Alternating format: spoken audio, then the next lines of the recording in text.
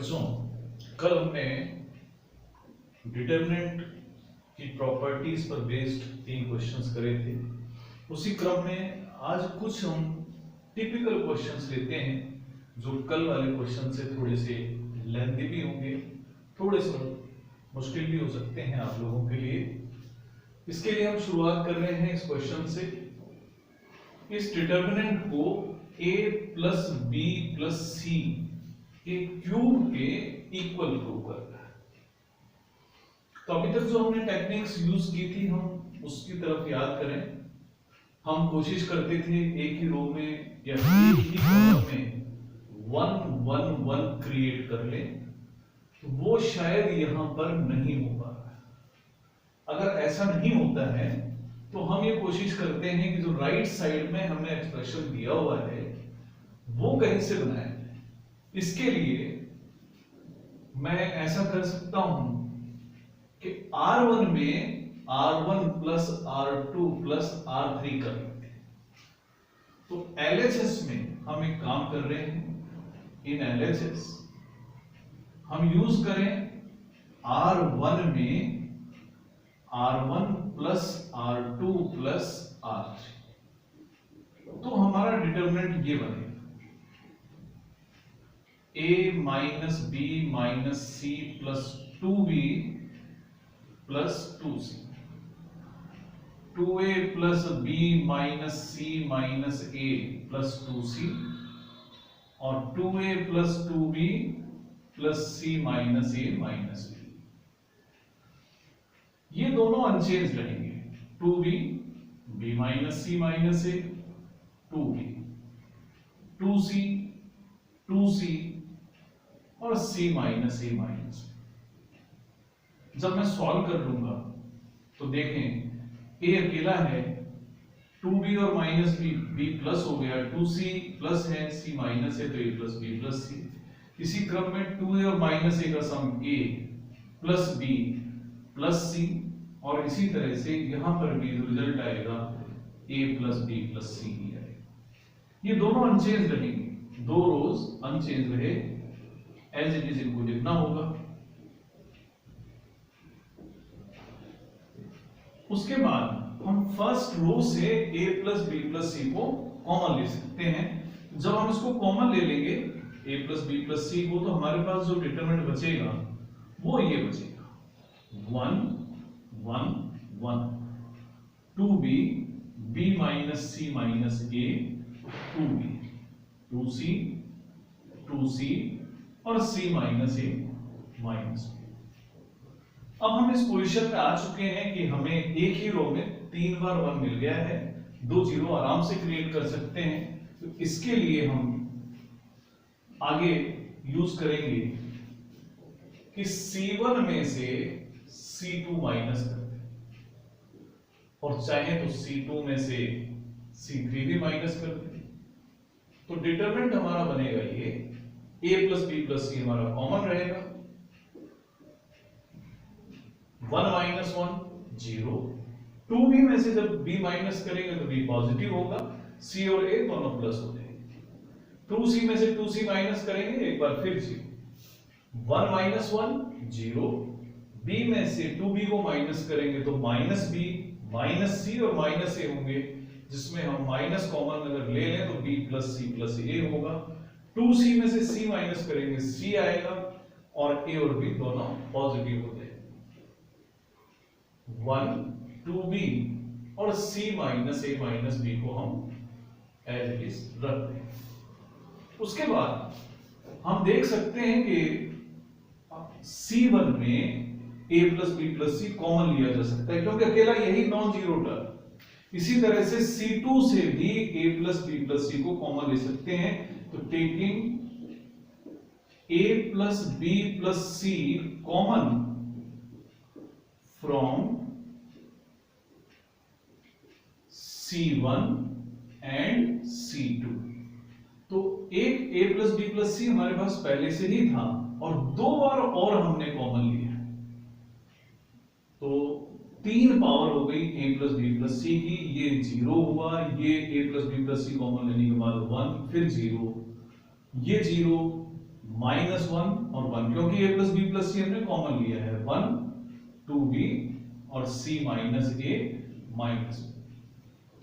अब इसके बाद में हम इसको फर्स्ट रो के अलाउंग एक्सपेंड करेंगे, दो टर्म जीरो होगी, सिर्फ एक टर्म आएगी 1 के साथ मल्टीप्लाई होकर 1 माइनस 0। तो expanding along R1 you will get a plus b plus c cube into 1 और 1 0 माइनस 1 1, क्योंकि 1 का कोफैक्टर पॉजिटिव ही होगा, इसकी वैल्यू 1 आएगी। तो यानी डिटरमिनेंट की वैल्यू जो है a plus B plus C की 3 पावर हो जाए। तो इस तरीके से हम किसी दिए हुए डिटरमिनेंट को उस डिजायर्ड रिजल्ट के इक्वल प्रूव कर सकते हैं।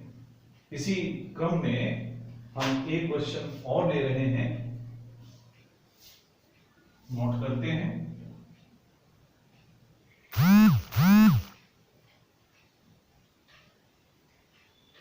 अगला क्वेश्चन है a square plus 1 ab ac, AB B square plus 1 और BC, AC CB और C स्क्वायर प्लस 1। इस डिटरमिनेंट को 1 plus a square plus b square plus c square के बराबर करना है।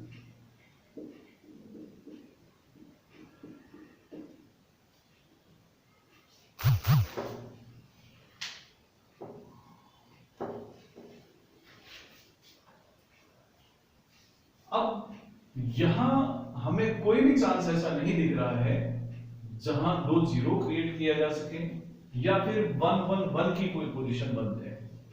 तो इसके लिए हमें इस रिजल्ट को ध्यान रखना है कि क्या ये रिजल्ट किसी प्रकार से बनाया जा सकता है। कुछ क्वेश्चंस डिटरमिनेंट में शुरुआत में हमें कुछ ट्रिकी लग सकते हैं, उसकी ट्रिक जो है आप ध्यान रखें शुरू में, उसके बाद आप उसको आसानी से कर पाएंगे। तो ये उन्हीं कुछ क्वेश्चंस में से है। मैं इसका लेफ्ट साइड लूंगा और LHS में एक काम करते हैं, इस एक्सप्रेशन को क्रिएट करने की कोशिश करते हैं। इसके लिए मैं R1 को A से, R2 को B से और R2 को C से मल्टीप्लाई करता हूं। तो मैं लिखता हूं कि multiply R1 comma R2 comma R3 by A comma B comma C respectively. और उसके बाद में क्योंकि हमने मल्टीप्लाई अपनी सुविधा के लिए करा है, उस इफेक्ट को खत्म करने के लिए हमें A into B into C से डिवाइड भी करना होगा and divide by A into B into C. तो अब डिटरमिनेंट की वैल्यू हम ऐसे लिखेंगे, पहले हम करते हैं मल्टीप्लाई। जब A से मल्टीप्लाई करेंगे तो हम इसको इस तरह से लिख रहे हैं A into A square plus 1।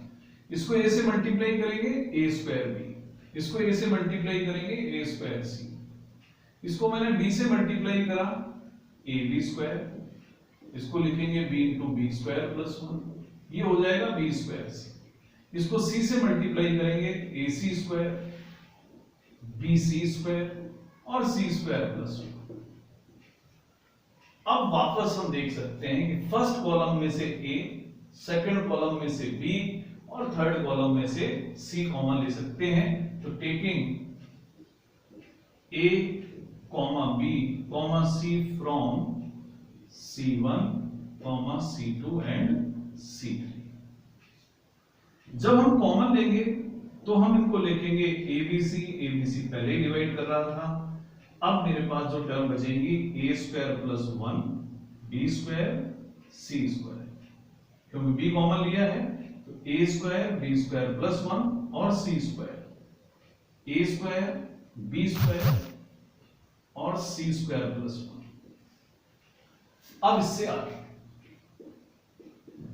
ABC upon ABC 1 हो गया है। अब हम कोशिश करते हैं कि क्या हमें ये एक्सप्रेशन मिल सकता है। बिल्कुल मिल सकता है।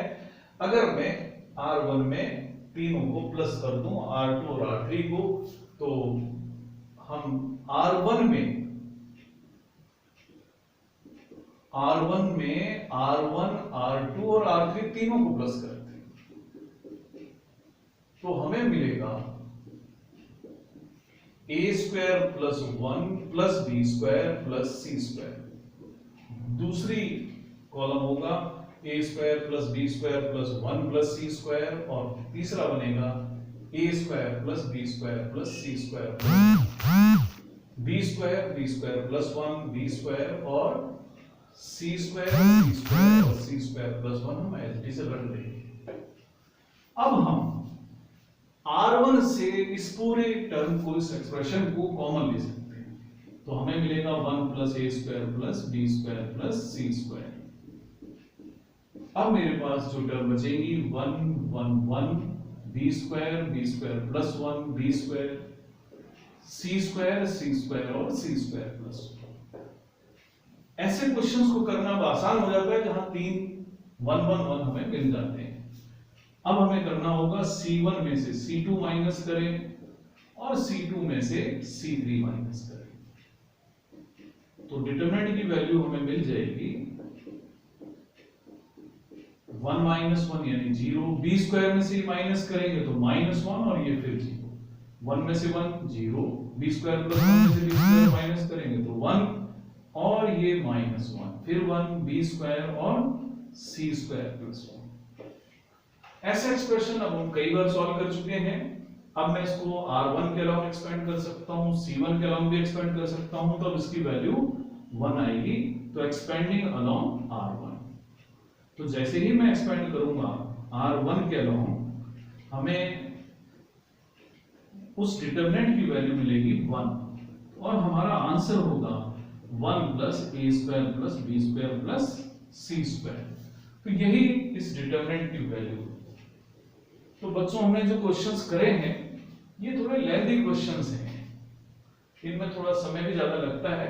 आप इसी प्रकार के पहले आप एग्जांपल्स करें, आपके पास जो भी बुक्स अवेलेबल हो उनमें से आप पहले एग्जांपल्स करें। आप जितने एग्जांपल्स करेंगे आपको उतना ही आइडिया आएगा कि हमें किस प्रकार के क्वेश्चन से टैकल करना होगा। आज के लिए इतना ही। कल कुछ और प्रॉब्लम्स लेंगे और उसके बाद में हम इक्वेशन से जो रिलेटेड प्रॉब्लम्स हैं वो सॉल्व करेंगे। धन्यवाद।